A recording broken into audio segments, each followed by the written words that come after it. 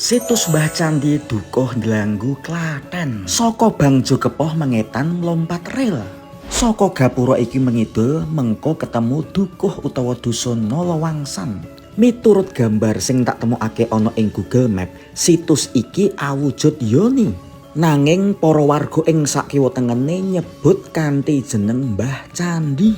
Nah, jeneng Mbah Candhi iki didadekake jeneng wedangan. Nah, iki wujud yonine. Ora nyangka jebul gede banget cah. Yonine uga relatif utuh, malah kepara wis didata dening dinas terkait. Galo ngendikane bapak iki wis ana nomor serine. Info sing tak temokake krungu-krungu, yoni iki minangka yoni pindahan saka Dalan Gedhe Kepoh. Nanging mung krungu-krungu lho ya, valid orane durung ngerti. Mengetan sithik ora adoh saka kono, ya ana yoni siji engkas. Ayo diparani.